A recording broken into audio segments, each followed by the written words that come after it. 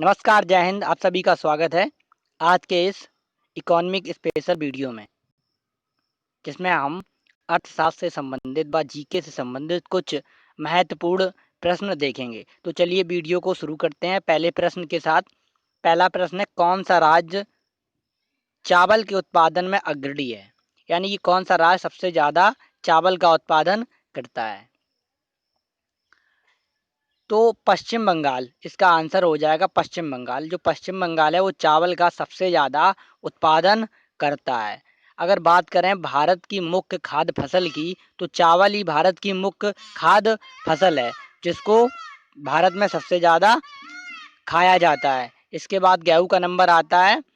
और अगर चावल की उत्पत्ति की बात करें तो इसकी उत्पत्ति चीन से मानी जाती है। तो सभी प्रश्नों को हम डिटेल से पढ़ेंगे ताकि ज़्यादा से ज़्यादा हम रिलेट कर पाएँ और अच्छे से याद कर पाएँ। तो पहले प्रश्न का आंसर हो जाएगा चावल उत्पादन। जो चावल का उत्पादन करता है सबसे ज़्यादा, वो पश्चिम बंगाल सबसे ज़्यादा चावल का उत्पादन करता है। चलिए अगला क्वेश्चन देखते हैं। अगला प्रश्न है, पॉलिटिक्स ऑफ चरखा किसकी पुस्तक है? एक पुस्तक है, बड़ी प्रसिद्ध पुस्तक है ये। पॉलिटिक्स ऑफ चरखा किसकी पुस्तक है पूछा गया है। तो इसका आंसर हो जाएगा जेबी कृपलानी। जो जेबी कृपलानी थे, उनके द्वारा पॉलिटिक्स ऑफ चरखा लिखी गई थी। तो जेबी कृपलानी कौन थे?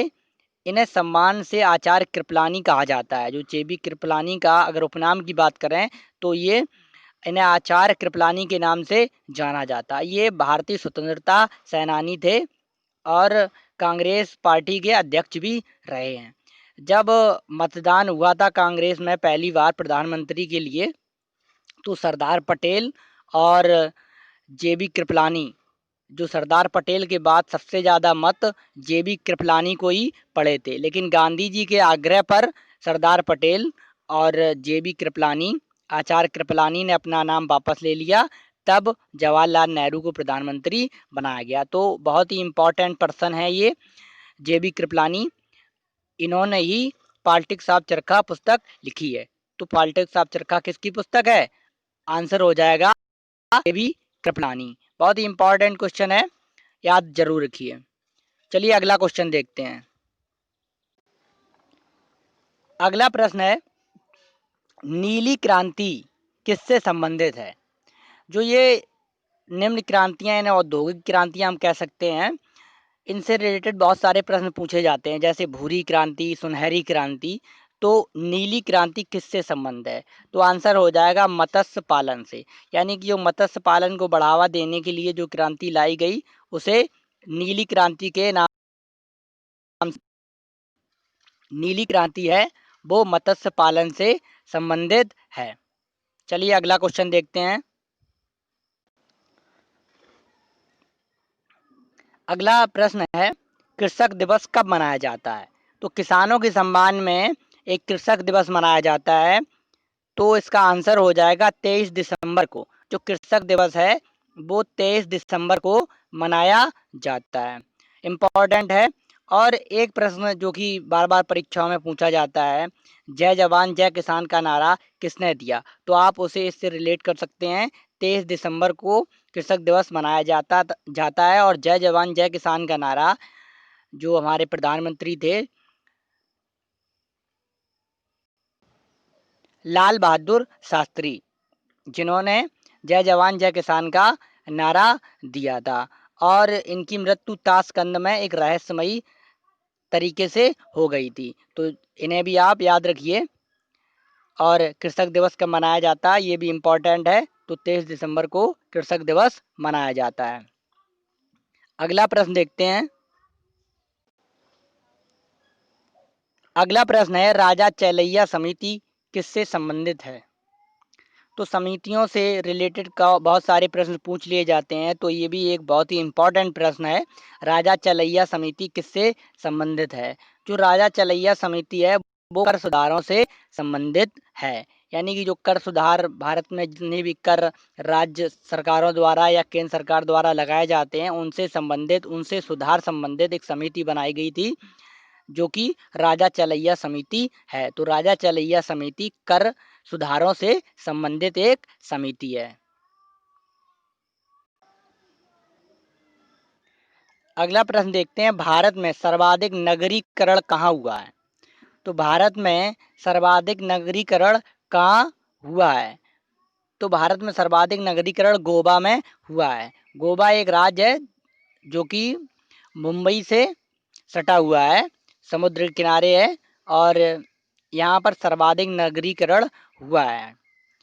तो जो गोवा है उसमें 30 विधानसभाएं सीटें, एक छोटा सा राज्य है और ये वो राज्य है जो सबसे बाद में आज़ाद हुआ था। भारत की आज़ादी के बाद ये 1965 में भारत में मिला था और यहाँ पर पुर्तगालियों का राज रहा था। आज़ादी के बाद भी यहाँ पर पुर्तगालियों का राज था। तो इम्पोर्टेंट है और यहाँ पर सबसे ज़्यादा नगरीकरण भी हुआ है। तो गोवा में सबसे ज़्यादा नगरीकरण हुआ है। चलिए अगला प्रश्न देखते हैं। प्रश्न है, भारतीय जीवन बीमा निगम की शुरुआत कब हुई? यानी कि LIC की शुरुआत कब हुई? इसे हिंदी में भारतीय जीवन बीमा निगम कहते हैं। तो भारतीय जीवन बीमा निगम की शुरुआत 1 सितंबर 1956 को हुई थी। अगर इसका कार्यालय पूछा जाए तो मुख्यालय या कार्यालय जो कि मुंबई में है। और वहीं बात करें कि भारत की, अगर पूछा जाए कि भारत की प्रथम जीवन बीमा कंपनी कौन थी, तो ओरिएंट सोसाइटी थी जो कि 1818 में बनी थी। अगर भारत की प्रथम जीवन बीमा कंपनी की बात करें तो ओरिएंट सोसाइटी थी। और अगर पूछा जाए भारतीय जीवन बीमा निगम की शुरुआत कब हुई थी, तो सितंबर 1956 में इसकी शुरुआत हुई थी। यानी कि सबसे पहले मुंबई में इसकी स्थापना हुई थी 1956 में। इसका कार्यालय भी मुंबई में है। तो भारतीय जीवन बीमा निगम यानी कि LIC की शुरुआत 1 सितंबर 1956 को हुई। अगला प्रश्न देखते हैं, भारत के संपूर्ण ग्रामीण क्षेत्र में मनरेगा कब लागू हुआ? यानी कि जो महात्मा गांधी रोजगार गारंटी योजना है, जिसे मनरेगा के नाम से जानते हैं, तो भारत के संपूर्ण ग्रामीण क्षेत्र में कब इसे लागू किया गया था? और अभी कोरोना के चलते ये बहुत ही न्यूज़ में भी है, क्योंकि उत्तर प्रदेश में इससे रिलेटेड बहुत सारी योजनाएं बनाई जा रही हैं रोजगार को लेकर। किस तरह से गांव में ही ग्रामीण लोगों को, वहां पर गरीबों को रोजगार उपलब्ध कराया जाए। तो प्रश्न है, भारत की संपूर्ण ग्रामीण क्षेत्र में मनरेगा कब लागू हुआ? तो इसकी स्थापना 1 अप्रैल 2008 में हुई थी। पूरे देश में इसकी स्थापना 1 अप्रैल 2008 में हुई थी और ये ग्रामीण क्षेत्रों में गांव में ही रोजगार देने का कार्य करने के लिए, यानी कि रोजगार देने के लिए योजना बनाई गई थी, जिसका नाम मनरेगा है। तो चलिए अगला प्रश्न देखते हैं। अगला प्रश्न है, भारत में क्रमबद्ध जनगणना की शुरुआत कब हुई? अगर क्रमबद्ध जनगणना की बात करें तो इसकी शुरुआत 1881 ईस्वी में लॉर्ड रिपन के कार्यकाल में हुई थी।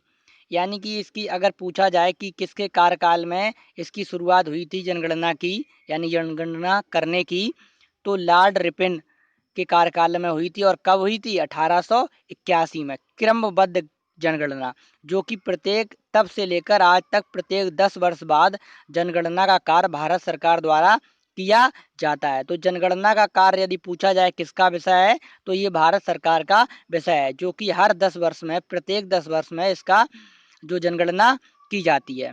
और अगर बात करें प्रथम बार जनगणना कब हुई, तो 1872 ईस्वी में प्रथम बार जनगणना का प्रयास लॉर्ड मेयो के समय किया गया था। लेकिन क्रमबद्ध जनगणना की शुरुआत 1881 से हुई है, जो कि लॉर्ड रिपन के कार्यकाल में हुई थी। तब से प्रत्येक वर्ष बाद जनगणना का कार्य भारत सरकार द्वारा किया जाता है। तो इम्पोर्टेंट है, भारत में क्रमबद्ध जनगणना की शुरुआत 1881 में हुई। तो चलिए इस वीडियो का अंतिम प्रश्न देखते हैं। उम्मीद है आपको सारे प्रश्न बहुत अच्छे लगे होंगे और आपने बहुत कुछ सीखा होगा। तो अंतिम प्रश्न है, भारत में चीनी उद्योग की स्थापना कब और कहाँ हुई? जो भारत में चीनी उद्योग की जो स्थापना, पहली बार चीनी उद्योग की स्थापना कब और कहाँ हुई? तो भारत में चीनी उद्योग की स्थापना 1900 में बिहार से हुई थी। बिहार में 1900 में इसकी स्थापना हुई थी। तो ये सारे इंपॉर्टेंट प्रश्न आपको ज़रूर पसंद आए होंगे। अगर पसंद आए हो तो वीडियो को लाइक ज़रूर करें। आज के वीडियो में बस इतना ही।